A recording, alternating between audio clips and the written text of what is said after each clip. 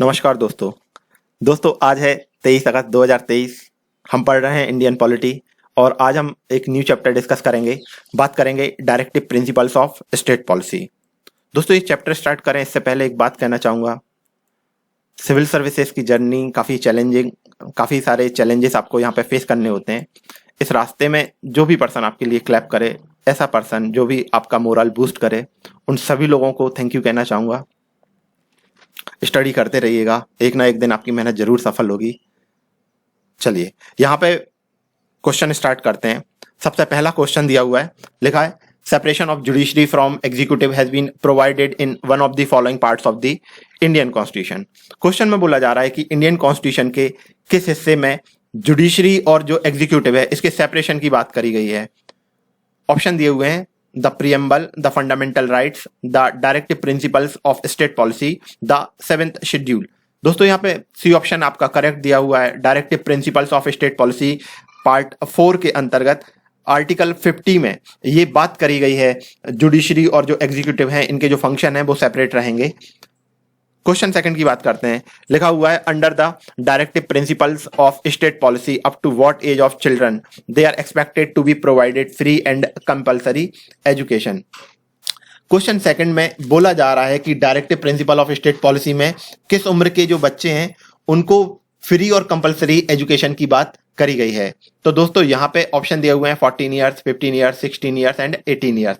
दोस्तों यहाँ पे जो 4 ऑप्शन दिए हुए हैं यहाँ पे ए ऑप्शन करेक्ट है, 14 ईयर्स। लेकिन दोस्तों मैं आपको यहाँ पे एक बात बताना चाहूंगा। पहले ये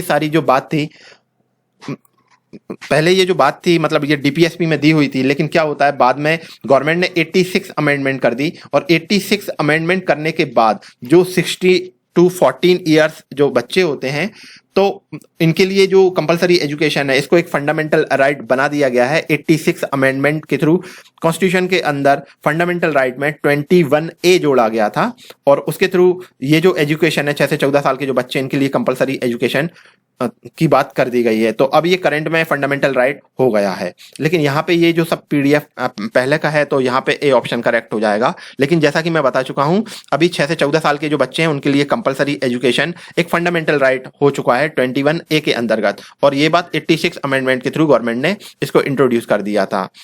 चलिए क्वेश्चन थर्ड की बात कर लेते हैं। लिखा हुआ है which part of the Indian constitution deals with the directive principle of the state policy. अब क्वेश्चन में बोला जा रहा है कि इंडियन कॉन्स्टिट्यूशन के किस हिस्से में डीपीएसपी को लेकर बात करी गई है। अभी मैंने बताया कि जो इंडियन कॉन्स्टिट्यूशन है तो इसके पार्ट 4 में DPSP directive principle of state policy state के लिए कुछ डायरेक्शन बताए गए हैं जिनको हम डीपीएसपी के नाम से जानते हैं और ये इंडियन कॉन्स्टिट्यूशन के पार्ट 4 में बात करी गई है। तो यहाँ पे आपका सी ऑप्शन करेक्ट हो जाता है। क्वेश्चन फोर्थ की बात कर लेता हूं। लिखा हुआ है which directive principle bear the direct impact of Gandhi's moral philosophy. Question में बोला जा रहा है कि कौन से डायरेक्टिव प्रिंसिपल में जो गांधी जी की नैतिक फिलॉसफी थी, गांधी जी की मोरल फिलॉसफी थी, उसको लेके बात करी गई है, उससे रिलेट करती हुई बात यहाँ पे की गई है। यहाँ पे 4 ऑप्शन दिए गए हैं। Equal pay for equal work, second लिखा हुआ है provision for free legal aid and advice, C लिखा है prohibition of slaughter of cows and protection of movements of historical importance. तो दोस्तों यहाँ पे free legal aid and advice, यहाँ पे ये जो गांधीयन फिलॉसफी है, गांधी जी की जो मोरल फिलॉसफी है, तो वहां पे जो बैकवर्ड क्लासेस हैं या जो ऐसी कम्युनिटी जो कि इकोनॉमिकली पिछड़े हुए हैं तो उनके लिए ये गांधी जी बात करते हैं कि उनके लिए फ्री लीगल एड और एडवाइस की बात करी गई है। तो यहाँ पे आपका बी ऑप्शन करेक्ट हो जाता है। देखिए जब आप डीपीएसपी पढ़ेंगे तो कई सारे यहाँ पे जो आर्टिकल दिए हुए हैं वो गांधीयन फिलॉसफी से बिलोंग करते हैं और कहीं पे एक क्वेश्चन आएगा तो जहाँ पे मैं डिटेल से इन बारे में बात भी करूंगा। लेकिन यहाँ पे आप ये समझ लीजिए ये provision of free legal aid and advice, ठीक है। तो यहाँ पे आपका बी ऑप्शन करेक्ट हो जाता है। क्वेश्चन फिफ्थ को लेकर बात कर लेते हैं। लिखा है in which one of the following of promotion of international peace and security mentioned in the constitution of India. क्वेश्चन में बोला जा रहा है कि इंडियन कॉन्स्टिट्यूशन के किस हिस्से में इंटरनेशनल पीस और सिक्योरिटी के प्रमोशन की बात करी गई है। यहाँ पे 4 ऑप्शन दिए गए हैं। Preamble of the constitution, directive principle of the state policy, fundamental duties and 9th schedule. तो इंडियन कॉन्स्टिट्यूशन में जैसा मैं बार बार बता रहा हूं जो इंडियन कॉन्स्टिट्यूशन का पार्ट 4 है जहां पे डीपीएसपी दिया हुआ है तो वहां पे आर्टिकल 51 में इंटरनेशनल पीस एंड सिक्योरिटी की बात की गई है, तो ये बात आप ध्यान रखिएगा। और यहाँ पे दोस्तों क्वेश्चन जो 4 दिया हुआ था, तो यहाँ पे जो provision of free legal aid and advice की बात करी गई है गांधी जी की, तो दोस्तों इसका भी मैं आर्टिकल बताना भूल गया था। तो यहाँ पे आर्टिकल जो 42 है डीपीएसपी में, तो वहां पे इस तरह की बात करी गई है। और क्वेश्चन 5 में मैंने बताया कि इंटरनेशनल पीस एंड सिक्योरिटी की बात करी गई है डीपीएसपी में, और जैसा मैं बता रहा हूं ये आर्टिकल 51 में बात की गई है। चलिए क्वेश्चन 6 को लेकर बात कर लेते हैं। लिखा हुआ है the article of the constitution of India which deals with the DPSP.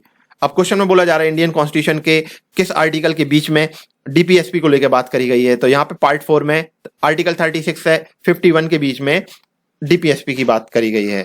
Question 7 की बात कर लेते हैं। लिखा हुआ है by which amendment act of the constitution of India were the direct principal of state policy given precedence over the fundamental right wherever they come into conflict। Question में बोला जा रहा है कि इंडियन कॉन्स्टिट्यूशन में ऐसा कौन सा अमेंडमेंट लाया गया था इंडियन कॉन्स्टिट्यूशन में, जहां पे क्या हुआ था कि जो फंडामेंटल राइट्स हैं इनके ऊपर डायरेक्टिव प्रिंसिपल को पावर दे दी गई थी। बोला गया था कि यदि इनके बीच में कॉन्फ्लिक्ट होता है फंडामेंटल राइट और डायरेक्टिव प्रिंसिपल के बीच में, तो यहाँ पे जो डीपीएसपी है वो ओवरराइट करेंगे फंडामेंटल राइट को। ये 42nd अमेंडमेंट में ऐसा किया गया था। लेकिन बाद में दोस्तों जो जुडिशरी है, सुप्रीम कोर्ट है, तो यहाँ पे कुछ आर्टिकल थे तो उनको निरस्त कर दिया गया था। उसमें ये आर्टिकल भी था कि जो फंडामेंटल राइट है डीपीएसपी इसको ओवरराइट करेगा। अभी करंट में ये कंडीशन है कि कभी फंडामेंटल राइट और डीपीएसपी में यदि कॉन्फ्लिक्ट देखने को मिलता है तो हमेशा जो फंडामेंटल राइट है उनको प्रायोरिटी दी जाएगी, ये बात ध्यान रखिएगा। क्वेश्चन 8 की बात करते हैं। लिखा हुआ है which of the following are stated as a directive principle of state policy by article 51 of the constitution of India. दोस्तों यहाँ पे क्वेश्चन 8 में बोला जा रहा है कि इंडियन कॉन्स्टिट्यूशन के आर्टिकल 51 में डीपीएसपी में क्या बात करी गई है। लिखा हुआ है जो स्टेट है वो किस चीज की कोशिश करेगा, क्या प्रयास करेगा आपके लिए। तो यहाँ पे 3 ऑप्शन दिए हुए हैं। लिखा हुआ है promote international peace and security. दोस्तों ये सही बात लिखी हुई है और मैं बता भी चुका हूं आर्टिकल 51 में इंटरनेशनल पीस और सिक्योरिटी को बढ़ाने की बात की गई है, तो ये ऑप्शन सही दिया हुआ है। सेकंड लिखा है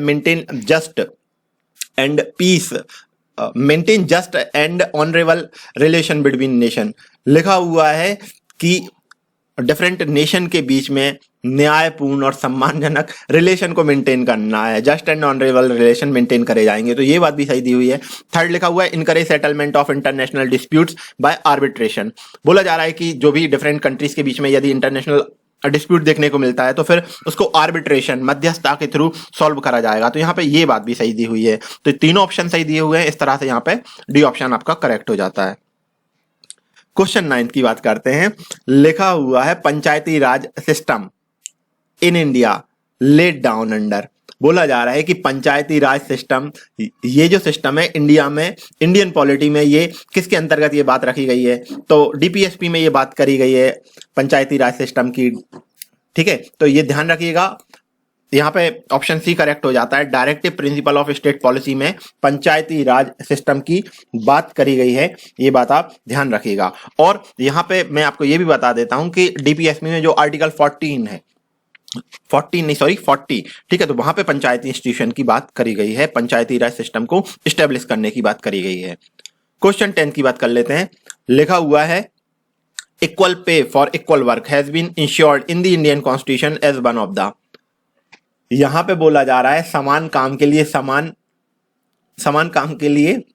समान work, equal pay for equal work, ठीक है, समान पेमेंट करी जाएगी समान काम के लिए। तो बोला जा रहा है इस तरह की जो इंश्योरेंस है, इंश्योर्ड करा गया इंडियन कॉन्स्टिट्यूशन में, तो ये कहां पे बात करी गई है, तो ये फिर से डीपीएसपी में ही बात करी गई है। दोस्तों इंडियन कॉन्स्टिट्यूशन में जो डीपीएसपी है, यहां पे आर्टिकल 39A है, वहां पे बात करी गई है कि यदि समान काम के लिए समान वेतन दिया जाएगा, तो ये बात ध्यान रखिएगा। इंडियन कॉन्स्टिट्यूशन के आर्टिकल 39A में डीपीएसपी के अंतर्गत ये बात करी गई है, तो ये बात ध्यान रखिएगा। क्वेश्चन 11 की बात कर लेता हूं। लिखा हुआ है the concept of welfare state is included in which part of the Indian constitution.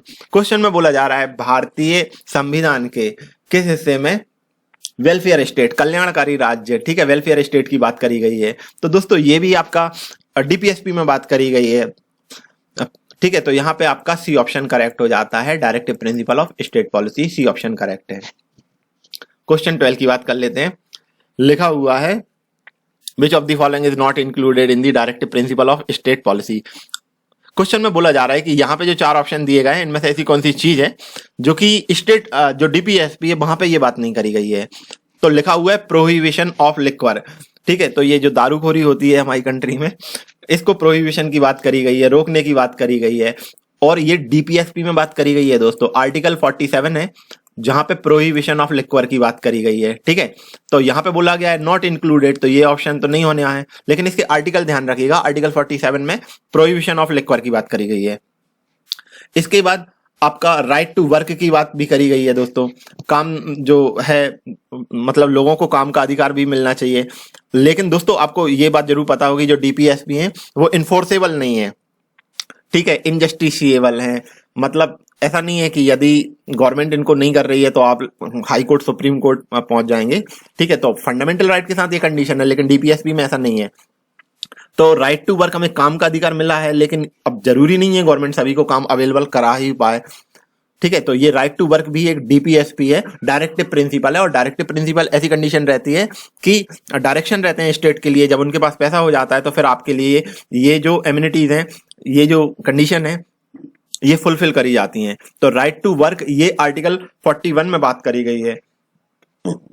Sorry, article 41 में ये बोला गया है कि जो ओल्ड एज है, कोई सिक पर्सन है, कोई डिसेबल पर्सन है, अनएम्प्लॉयड पर्सन है, तो इन लोगों के लिए वेलफेयर की बात करी गई है। स्टेट को बोला गया है कि आप इनके वेलफेयर पे ध्यान दीजिएगा। ठीक है, तो आर्टिकल 41 में राइट टू वर्क की बात करी गई है डीपीएसपी में। Equal ways for equal work, equal ways for equal work दोस्तों अभी मैं बता रहा था, आर्टिकल 39A में ये बात करी गई है, equal ways for equal work. ठीक है, तो यहाँ पे ये भी डीपीएसपी में आता है। राइट टू इंफॉर्मेशन दोस्तों ये डीपीएसपी में नहीं दिया हुआ है, तो यहाँ पे आपका डी ऑप्शन करेक्ट हो जाता है।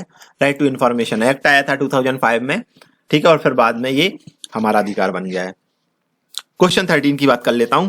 लिखा हुआ है the directive principles of state policy is a check which is paid on banks convenience, who told it. Question में बोला जा रहा है कि ये किसने कहा था, क्या कहा था।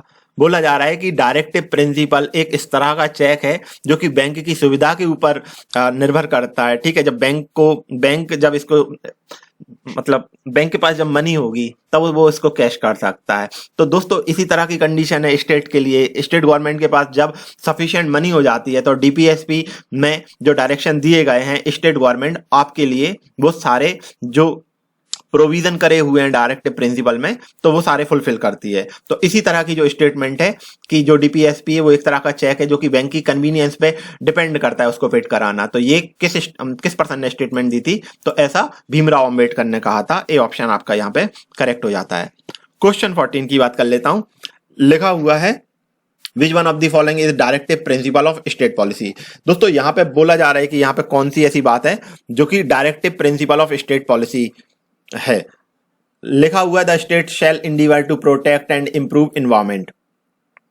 बोला जा रहा है स्टेट का काम होगा कि जो इन्वायरमेंट है उसको इंप्रूव करना और उसको प्रोटेक्ट करने का प्रयास करेगा स्टेट। ठीक है, कोई भी जो गवर्नमेंट है तो उसका ये काम रहेगा। डीपीएसपी में ऐसी डायरेक्शन दी गई है कि जब स्टेट के पास सफिशिएंट मनी हो जाती है तो स्टेट का ये काम रहेगा कि जो भी इन्वायरमेंट है उसके प्रोटेक्शन और इंप्रूवमेंट के लिए आपको कोशिश करनी होगी। तो दोस्तों ये सही बात दी हुई है, ये बात डीपीएसपी में करी गई है और ये आती है आपकी आर्टिकल 48A में। ये बात ध्यान रखिएगा। और यहाँ पे यही क्वेश्चन पूछा गया था कि डायरेक्टिव जो डीपीएसपी है, यहाँ पे जो 4 ऑप्शन दिए गए हैं तो इनमें से कौन सा ऑप्शन है। तो दोस्तों ये बात डीपीएसपी में 48A में दी हुई है। सेकंड ऑप्शन देख लेते हैं। लिखा है the state shall not deny to any person equality before law.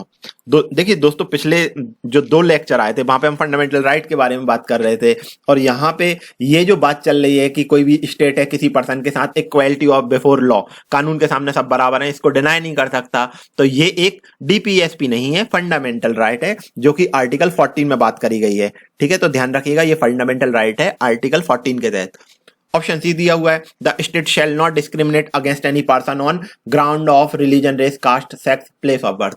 ठीक है, तो ये जो डिफरेंट टाइप की कंडीशन दी गई है कि रिलीजन, रेस, कास्ट, सेक्स और प्लेस ऑफ बर्थ के बेस पे कोई भी पर्सन के साथ जो स्टेट है वो डिस्क्रिमिनेशन नहीं करेगा, तो ये भी आपका एक फंडामेंटल राइट है आर्टिकल 15 के तहत।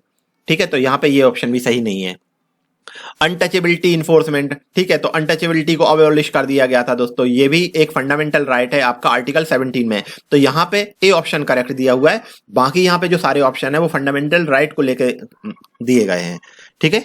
चलिए क्वेश्चन 15 की बात कर लेता हूं। लिखा है directive principle of state policy, जो डीपीएसपी है ये जस्टिसिएबल है? तो नहीं दोस्तों, ये जस्टिसिएबल नहीं है। फंडामेंटल राइट जस्टिसिएबल होते हैं, यदि वो आपको फुलफिल नहीं होते हैं तो फिर आप कोर्ट को अप्रोच कर सकते हैं, higher court, supreme court, high court को अप्रोच कर सकते हैं। लेकिन जो डीपीएसपी है, यहाँ पे जो टर्म्स कंडीशन दी गई हैं, स्टेट को जो डायरेक्शन दी गई हैं, यदि कोई स्टेट सिविलियंस के लिए वो इन्फोर्स नहीं कर पाता है तो ऐसा नहीं है आप कोर्ट जा आएंगे, ठीक है, क्योंकि ये नॉन जस्टिसिएबल होते हैं।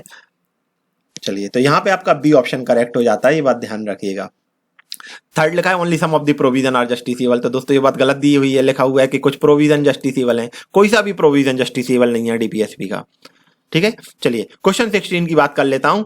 लिखा हुआ है the purpose of the inclusion of DPSP in the Indian constitution is to establish. बोला जा रहा है कि इंडियन कॉन्स्टिट्यूशन में डीपीएसपी को शामिल करा गया, एस्टैब्लिश करा गया, तो इसका क्या पर्पस है? लिखा है पॉलिटिकल डेमोक्रेसी लाना चाहते हैं, ठीक है, तो राजनीतिक लोकतंत्र नहीं, ये गलत दिया हुआ है। सोशल डेमोक्रेसी, सामाजिक लोकतंत्र, तो इसको भी स्टैब्लिश नहीं करना चाहते। गांधीयन डेमोक्रेसी, गांधी जी के अकॉर्डिंग डेमोक्रेसी लाना चाहते हैं, तो ये भी गलत दिया है। यहाँ पे लास्ट ऑप्शन दिया है सोशल एंड इकोनॉमिक डेमोक्रेसी, तो ये यहाँ पे सही दिया हुआ है। सामाजिक और आर्थिक लोकतंत्र को स्टैब्लिश करने के लिए डीपीएसपी की बात करी गई है, डीपीएसपी का ये पर्पस होता है, तो यहाँ पे आपका डी ऑप्शन करेक्ट हो जाता है। क्वेश्चन 17 की बात करता हूं। लिखा हुआ है which one of the following article of the directive principle of state policy deals with the promotion of international peace and security। दोस्तों आज ही के दिन इस लेक्चर में आई थिंक दूसरी या तीसरी बार मैं ये बात बता रहा हूं कि आर्टिकल 51 में इंटरनेशनल पीस और सिक्योरिटी को प्रमोट करने की बात करी गई है, तो यहाँ पे आपका डी ऑप्शन करेक्ट हो जाता है, ये बात ध्यान रखिएगा। दोस्तों आज का लास्ट क्वेश्चन, इस चैप्टर में थोड़े ही क्वेश्चन थे, चलिए डिस्कस कर लेते हैं आज का लास्ट क्वेश्चन। क्वेश्चन 18 लिखा हुआ है consider the following provision under the directive principle of state policy as enshrined in the constitution of India. बोला जा रहा है कि यहाँ पे जो डिफरेंट प्रोविजन दिए हुए हैं डीपीएसपी के, ये कॉन्स्टिट्यूशन में इंश्राइन करे गए हैं, स्थापित करे गए हैं, एस्टेब्लिश करे गए हैं। इसके बाद एक स्टेटमेंट दी गई है which of the above are the Gandhian principle that are reflected in the DPSP. Question में बोला जा रहा है कि यहाँ पे जो चार ऑप्शन दिए गए हैं, यहाँ पे डीपीएसपी के ऐसे कौन से आर्टिकल या कौन से प्रोविजन है जो गांधीयन प्रिंसिपल से मैच करते हैं, तो हमको ये बात करते हैं। दोस्तों जब आप डीपीएसपी पढ़ेंगे तो यहाँ पर डिफरेंट टाइप के एंगल को लेकर बात करी गई है, ठीक है, तो फिलहाल में हम गांधीयन प्रिंसिपल को लेकर बात करते हैं कि डीपीएसपी के ऐसे कौन से प्रोविजन है जो गांधी जी की फिलॉसफी गांधीयन प्रिंसिपल के ऊपर बेस्ड है। यहाँ पे पहला ऑप्शन दिया हुआ है securing for citizen of India uniform civil code. दोस्तों यूनिफॉर्म सिविल कोड की बात आपको पता ही है, आर्टिकल 44 में करी गई है, लेकिन ये गांधीयन प्रिंसिपल में नहीं आता है। और अभी ठीक है, चलिए देखिए इधर पे दो बातें बता देता हूं। सबसे पहली बात तो ये गांधीयन प्रिंसिपल में नहीं आता है, गांधी जी का नहीं कहना था कि यूनिफॉर्म सिविल कोड लाना है। और अभी प्रेजेंटली हमारी जो गवर्नमेंट है यूनिफॉर्म सिविल कोड लाने की कोशिश कर रही है, इस तरह का बिल लाया जाना है, तो डीपीएसपी में गवर्नमेंट ऐसा करना चाह रही है। और यूनिफॉर्म सिविल कोड की बात आर्टिकल 44 में की गई है, लेकिन ये गांधीयन प्रिंसिपल पे बेस नहीं है, तो इसलिए ये ऑप्शन गलत दिया हुआ है यहाँ पे। सेकंड ऑप्शन की बात करते हैं, लिखा है ऑर्गेनाइजिंग विलेज पंचायत। तो विलेज पंचायत की बात गांधी जी ने करी थी आर्टिकल 40 में, तो यहाँ पे ये ऑप्शन सही दिया हुआ है, ठीक है। थर्ड ऑप्शन लिखा हुआ है promoting cottage industry. Cottage industry की बात करी जा रही इन रूरल एरिया, ठीक है, तो गांव खेड़े जो हैं वहां पे कॉटेज इंडस्ट्री, जो कुटीर उद्योग होते हैं, जो छोटी छोटी इंडस्ट्रीज होती हैं, तो इनके प्रमोशन की बात करी थी। और गांधी जी भी रामराज की बात करते थे, ठीक है, और जो रूरल एरिया है उनके डेवलपमेंट की बात करते थे, वहां पे कुटीर उद्योग को स्टैब्लिश करने की बात करते थे, ठीक है। तो ध्यान रखिएगा ये जो कुटीर उद्योग या जो कॉटेज इंडस्ट्री है, ये आर्टिकल 43 में इस तरह की बात करी गई है और ये गांधीयन प्रिंसिपल के ऊपर बेस्ड भी है, तो यहाँ पे थर्ड ऑप्शन भी करेक्ट दिया हुआ है। ऑप्शन फोर्थ लिखा हुआ है securing for all the workers reasonable leisure and cultural opportunities.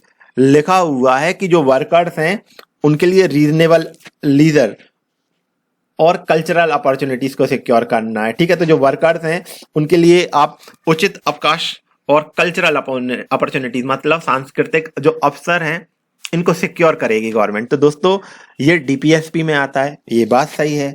Article 39 से 43 के बीच में जो डिफरेंट प्रोविजन दिए हैं उन सारी बातों को यदि हम कंक्लूड करें तो फिर वहां पे गवर्नमेंट का ये काम हो जाता है कि जो वर्कर्स हैं उनको रीजनेबल लीजर और कल्चरल अपॉर्चुनिटीज की बात करते हैं डीपीएसपी में। लेकिन ये गांधीयन फिलॉसफी पे बेस्ड नहीं है, गांधीयन प्रिंसिपल पे बेस्ड नहीं है। यहाँ पे आपका सेकंड और थर्ड ऑप्शन ही करेक्ट है, बाकी फर्स्ट एंड फोर्थ ऑप्शन यहाँ पे गलत दिया हुआ है। दोस्तों यहां पे मैं आपको थोड़ा सा जो गांधीयन प्रिंसिपल के ऊपर बेस्ड जो डीपीएसपी हैं मैं उनके बारे में भी बात कर लेता हूं कि जो डिफरेंट डीपीएसपी हैं जो कि गांधीयन प्रिंसिपल के ऊपर बेस्ड हैं वो भी मैं आपको बता देता हूं।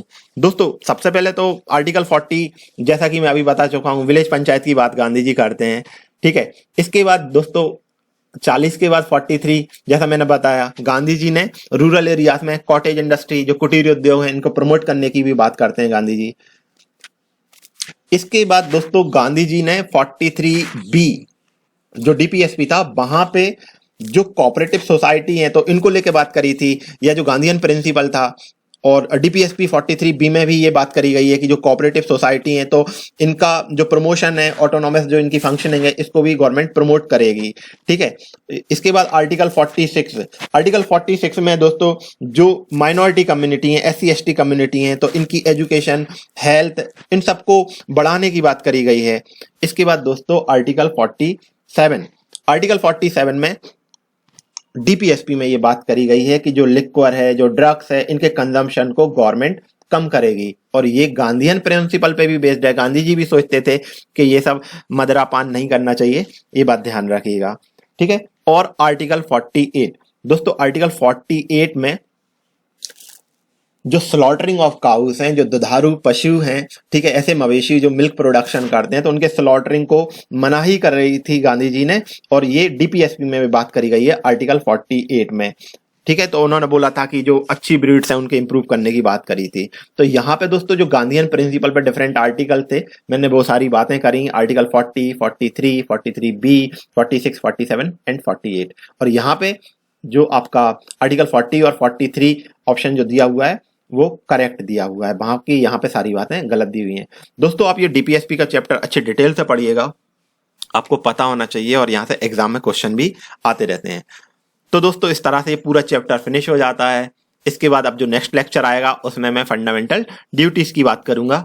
फिलहाल के लिए बस इतना ही, स्टडी करते रहिएगा। Thank you very much, thank you.